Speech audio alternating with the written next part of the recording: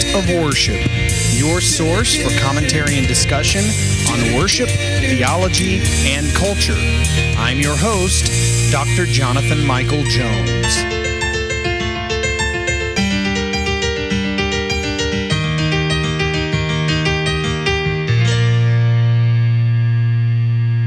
Hello and welcome to the Act of Worship podcast. This is Dr. Jonathan Michael Jones. Thank you for joining me today as we are continuing through the Songs of Ascent, Psalm 120 through Psalm 134, 15 songs of ascent that are designed and were used for liturgical purposes, especially among the people of Israel. And in Jewish tradition, these songs and these psalms are still utilized today. Not just for Jewish people, though, but many of these texts have been set for Christian uses as well. And so we are today in Psalm 127, which is one of the few that is attributed to a specific author, that is Solomon. And so you see some hints of that within the psalm. This is a wise prayer. It is a prayer of wisdom, and it can be divided into two parts. The first stanza, it's five verses total. The first stanza would be considered verses 1 and 2, and it expresses the belief that human effort is useless apart from God, paralleling the message of Ecclesiastes, which Solomon wrote. And that includes building a house, defending a city, earning a living. Many of these things Solomon would have been familiar with. It's kind of interesting that human nature is sometimes we have to learn the hard way. Solomon collected everything. He gained everything, power, wisdom, riches, and realized that apart from God, really this stuff is useless. It's rubbish. And that's true of our own lives. And how often do we have to go through the motions and hit rock bottom before we realize that God is all we need and He's the only one that satisfies? And we're taught that lesson, and then what's amazing is so often we eventually return back to our old ways. You'd think we'd learn, but that's human nature. If we could just realize without learning the hard way that God is all that satisfies. And so this is a prayer of wisdom, that all of this stuff is useless apart from Christ. The second stanza would be considered verses 3 through 5, and it focuses on another meaning of building, and that is that of raising children. Children are a gift from God. I do not have kids myself. If you don't have kids, there is nothing wrong with that. What the point here is that children are a blessing from God. And that is not to say that you have to like kids. You have to like all kids. That's not the point. There are those that would say if you don't like kids, that's unchristian of you. And that's not the case. But for those that have kids and those that will have kids, being a parent is a blessing from God. A father could be supported during his old age by strong and young sons during biblical times. And so children were a fulfillment of the promise to Abraham that the chosen people would become a great and a numerous nation, as we see in Genesis 12.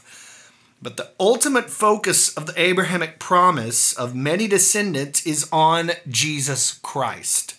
And we, as God's people, the church, have been grafted in to that promise. And so in the present day, this psalm expresses the joy of Christian parents as they reflect on God's gift of children and His promise to them. In Acts 2:39, it says, "For the promise is for you and for your children and for all who are far off, everyone whom the Lord our God calls to Himself."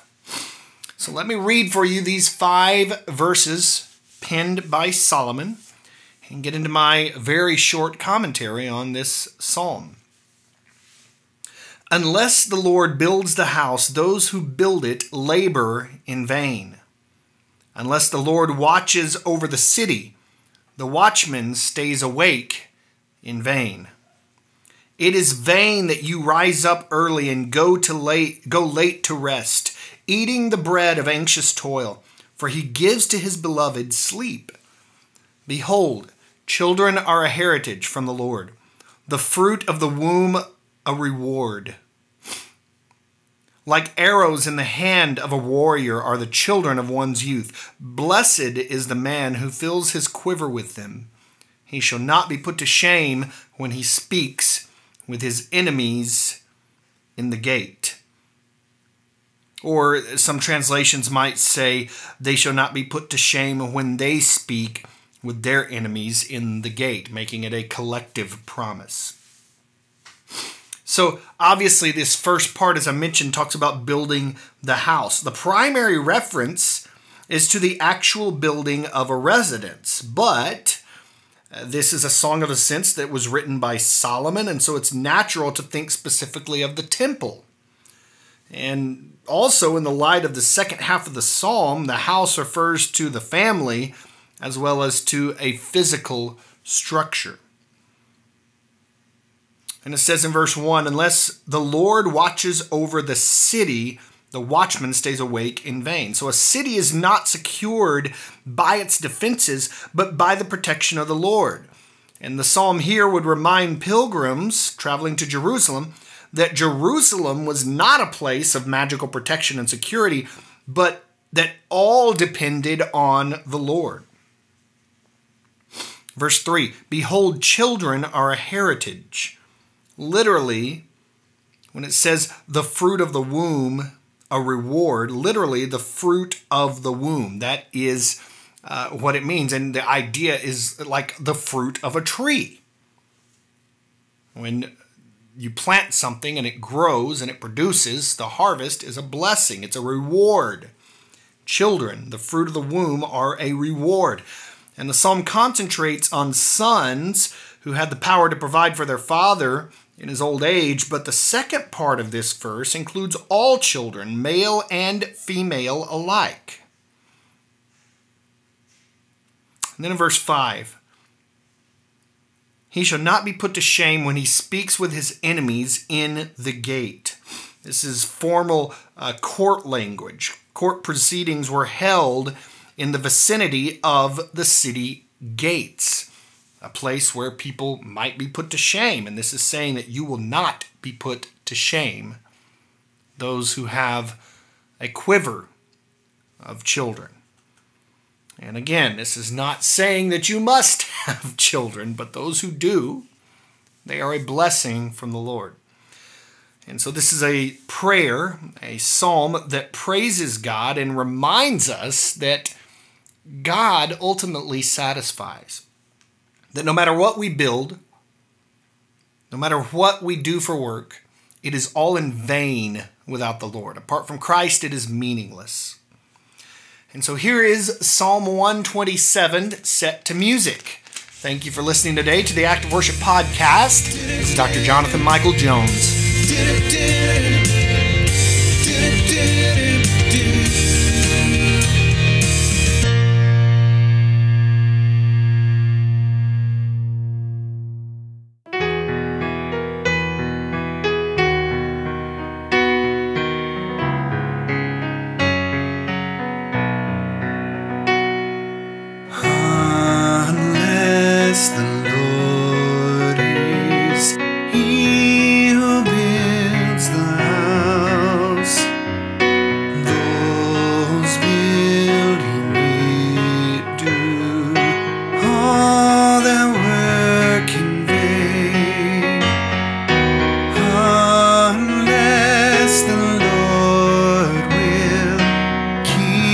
The city safe, those keeping watch have stayed awake in vain. Your early rising surely is in vain, and your delay lying